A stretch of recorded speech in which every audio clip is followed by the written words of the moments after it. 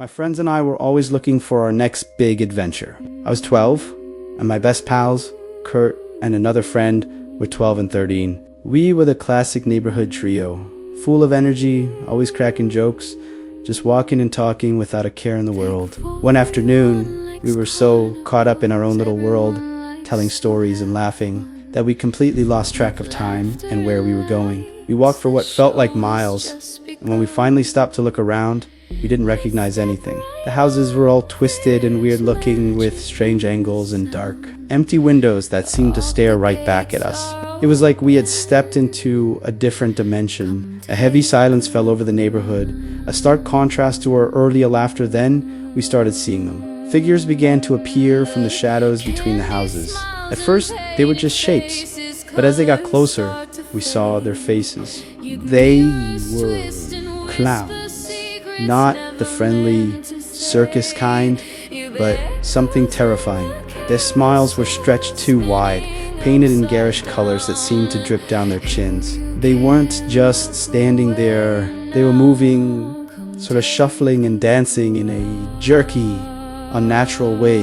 They started laughing, a high-pitched, cackling sound that echoed through the empty streets and seemed to crawl under our skin. It wasn't a happy sound. It was mocking, filled with malice.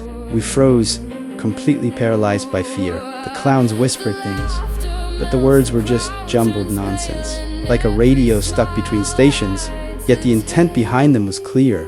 They were enjoying our terror. It felt like our fear was a beacon, drawing them closer and making them stronger. The air grew heavy, and with every panicked breath we took, their laughter grew louder, their movements more frantic. They started closing in on us from all sides, their painted faces getting larger and more distorted.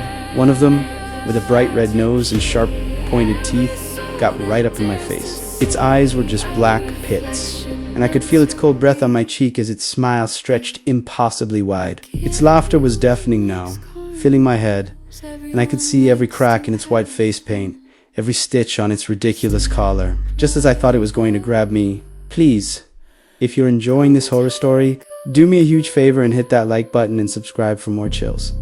It really helps the channel out. As its face filled my entire vision, I was jolted awake. Jamie! Hey Jamie! Get up! You're going to miss the school bus. It was my mom standing by my bed with the curtains pulled open, sunlight streaming into my room. My heart was pounding, and I was covered in a cold sweat. It was just a dream.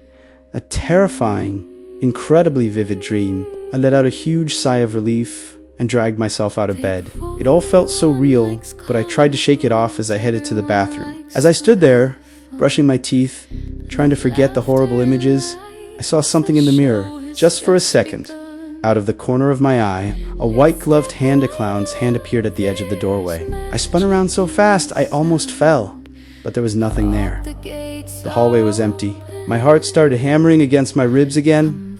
Was my mind just playing tricks on me? Was it the lingering fear from the nightmare?